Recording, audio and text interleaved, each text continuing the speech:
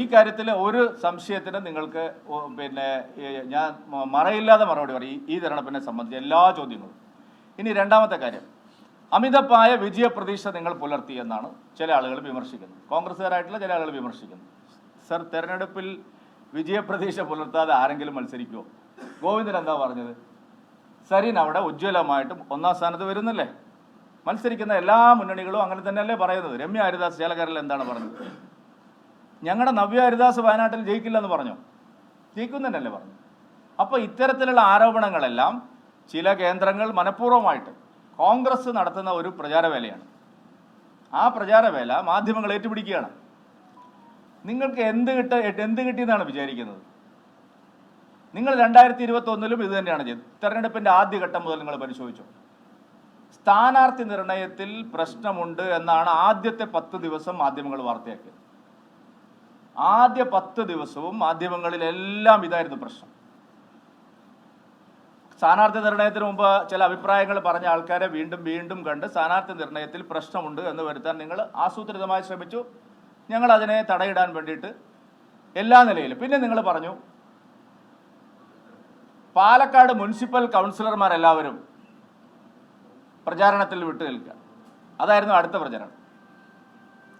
അത് ഏശാതെ പോയപ്പോഴാണ് കൊടകര 2021 ചർവിത ചർവണം പോലെ നിങ്ങളെല്ലാം വാർത്തയാക്കിയ സംഭവങ്ങളെല്ലാം നിങ്ങൾ വീണ്ടും റീപ്രൊഡ്യൂസ് ചെയ്തു, ഛർദ്ദിച്ചു വീണ്ടും. അതായത് 2021 വന്ന മൊഴികളാണ് ഇതെല്ലാം. പോലീസ് എഴുതി ഉണ്ടാക്കിയ മൊഴി. അത്ര കോടി കടത്തി, ഇത്ര കോടി കടത്തി, ആന കടത്തി, ചേമ്പ് കടത്തി, ഇതെല്ലാം നിങ്ങൾ 10 ദിവസം നിങ്ങൾ പ്രചരിപ്പിച്ചു.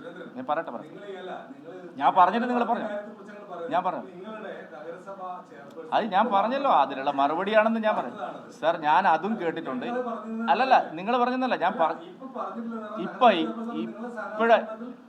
ഇപ്പോഴല്ലേ അത് ഇപ്പൊ പറഞ്ഞല്ലേ? ശരി, ഞാൻ പറഞ്ഞ അതല്ല. കഴിഞ്ഞ 3 ദിവസമായി നടക്കുന്ന പ്രചാരവേലയെ കുറിച്ചാണ് ഞാൻ പറയുന്നത്. ശരി, ഇനി ആരെങ്കിലും പറഞ്ഞിട്ടുണ്ടെങ്കിൽ അതും പരിശോധിക്കും. പരസ്യ പ്രസ്താവനകളെല്ലാം പരിശോധിക്കും, ഒരു സംശയമില്ല. പറയട്ടെ, അതല്ലാതെ ഇപ്പൊ എനിക്ക് എന്ത് ചെയ്യും? ഞാനിവിടെ ഇരുന്ന് ഇപ്പൊ എന്ത് ചെയ്യും? പരസ്യ പ്രസ്താവനകൾ ആര് നടത്തിയിട്ടുണ്ടോ അതെല്ലാം പരിശോധിക്കും. ഒന്നാമത്തെ കാര്യം. രണ്ടാമത്തെ കാര്യം, നിങ്ങൾ കൊടകര കൊണ്ടുവന്നു. കൊടകരയിൽ എന്താ സംഭവിച്ചത്? ഇപ്പൊ എന്താ കൊടകരയിൽ ഉണ്ടായത്? ഒരാളെ കൊണ്ട് കോൺഗ്രസ്സുകാർ കൊടകരയിൽ ഇന്നെന്ന കാര്യങ്ങൾ വീണ്ടും ആവർത്തിച്ചു പറയിപ്പിച്ചു. അത് 10 ദിവസം ചർച്ചയായി.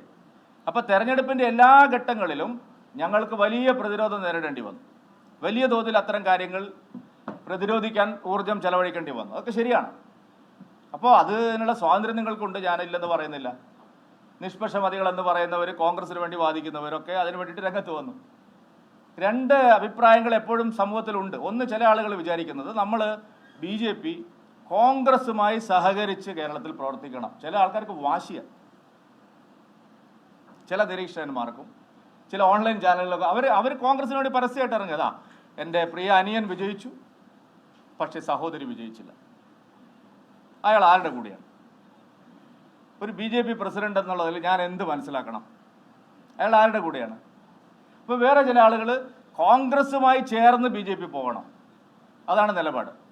പക്ഷെ ഞങ്ങൾ കഴിഞ്ഞ 10-15 വർഷമായി എടുത്ത ഒരു നിലപാട്, ഞാൻ മാത്രമല്ല, 6% വോട്ടിൽ നിന്ന് BJP 20% വന്നത് ആത്മാഭിമാനത്തോടെ ഞങ്ങൾക്ക് പറയാൻ കഴിയും. കേരളത്തിലെ സംഘ BJP പ്രവർത്തകരെല്ലാവരും ഒറ്റക്കെട്ടായി ഇൻഡിപെൻഡൻ്റ് ആയിട്ട് നമ്മൾ നിൽക്കണം.